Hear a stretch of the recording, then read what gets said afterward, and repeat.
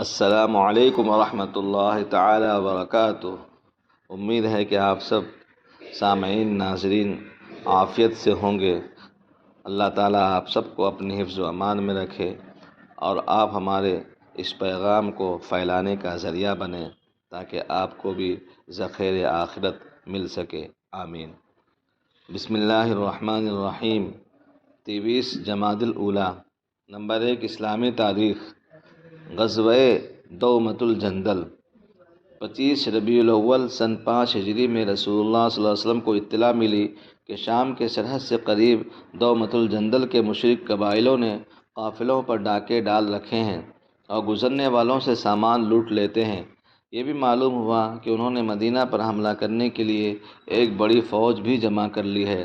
ان خبروں کے پیش نظر رسول اللہ نے سبع بن عرفۃ الغفاری رضی اللہ عنہ کو مدینہ کا امیر بنایا اور سخت گرمی، ریگستانی سفر اور ناسازگار حالات کے باوجود 1000 صحابہ کا لشکر لے کر ان کے مقابلے کے لیے روانہ ہو گئے۔ مسلمان شدید گرمی کی وجہ سے رات میں سفر اور دن میں آرام کرتے تھے۔ 10 منزل طے کرنے کے بعد جب صحابہ نے دومۃ الجندل پہنچ کر قیام فرمایا تو کفار پر آپ صلی اللہ علیہ وسلم کا رعب طاری ہو گیا اور گھبراہٹ کے عالم میں دومۃ الجندل کے گورنر کے ساتھ بھاگ کھڑے ہوئے۔ آپ نے صحابہ کرام کے ہمراہ جنگ کیے بغیر مدینہ منورہ واپس تشریف لے آئے۔ نمبر 2، اللہ کی قدرت۔ چونٹوں کی دور اندیشی۔ اللہ تعالیٰ کی چھوٹی سی مخلوق چیونٹی ہے۔ قدرت نے اس کو اپنی غذا جمع کرنے کی کیسی حکمت سکھائی ہے۔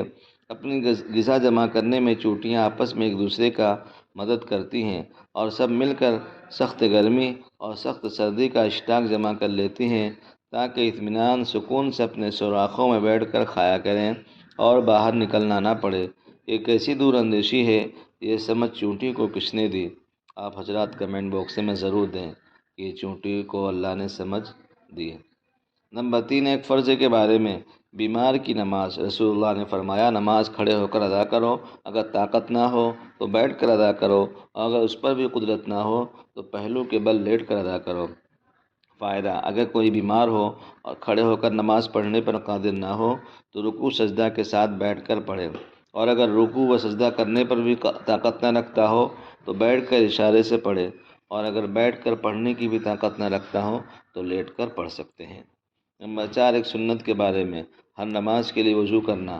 حضرت انس رضی اللہ عنہ بیان فرماتے ہیں کہ آپ کی عادت شریفہ تھی کہ باوضو ہونے کے باوجود ہر نماز کے لیے تازہ وضو فرماتے، اور ہم لوگ کئی نمازوں ایک ہی وضو سے پڑھتے تھے۔ نمبر 5، گناہوں کو معاف کرانے کی تسبیح۔ رسول اللہ نے فرمایا زمین پر جو شخص بھی لا الہ الا اللہ اللہ اکبر ولا حول ولا قوت الا باللہ پڑھتا ہے تو اس کے تمام گناہ معاف ہو جاتے ہیں، خواہ وہ سمندر کے جھاگ کے برابر ہوں۔ نمبر 6، دوزخ کے مستحق۔ رسول اللہ نے فرمایا کیا میں تمہیں جہنمی لوگوں کے بارے میں نہ بتاؤں؟ ہر سخت مزاج، بد اخلاق، تکبر کرنے والا جہنمی ہے۔ نمبر 7، دنیا کے بارے میں۔ رسول اللہ نے فرمایا خبردار، دنیا کے بارے میں جو کچھ تم جانتے ہو اگر تم بھی جاننے لگو تو تمہیں کبھی دنیا میں چین نصیب نہ ہو۔ نمبر 8، آخرت کے بارے میں۔ قرآن میں اللہ تعالیٰ فرماتا ہے جس دن تمام جاندار فرشتے سب باندھ کر کھڑے ہوں گے، اس روز کوئی کلام نہ کر سکے گا البتہ جس کو خدائے رحمان بات کرنے کی اجازت دے، اور وہ بھی ٹھیک ہی کہے گا۔ اس دن کا آنا یقینی ہے، جو شخص چاہے اپنے رب کے پاس ٹھکانہ بنا لے۔ نمبر 9، طب نبوی سے علاج۔ جوڑوں کے درد کا علاج۔ ہمارے نبی نے فرمایا انجیر کھاؤ، پھر اس کی اہمیت بتاتے ہوئے ارشاد فرمایا اگر میں کہتا کہ جنت سے کوئی پھل اترا ہے تو یہی ہے، کیونکہ جنت کے پھلوں میں گٹھلی نہیں ہے اور انجیر کا یہی حال ہے، لہذا اسے کھاؤ، اس لیے کہ وہ بواسیر کو ختم کرتا ہے اور جوڑوں کے درد میں مفید ہے۔ نمبر 10، قرآن کی نصیحت۔ قرآن میں اللہ تعالیٰ فرماتا ہے تمہارے رب نے فرمایا مجھ سے دعا مانگو، میں تمہاری دعا قبول کروں گا۔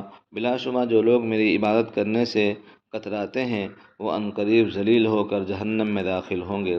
اللہ تعالیٰ ہم سب کو پڑھنے سننے سے زیادہ عمل کرنے کی اور اس کو پھیلانے کی، اور روزانہ اپنے 24 گھنٹوں میں 5 منٹ کا وقت نکال کر سننے کی، عمل کرنے کی توفیق عطا فرمائے۔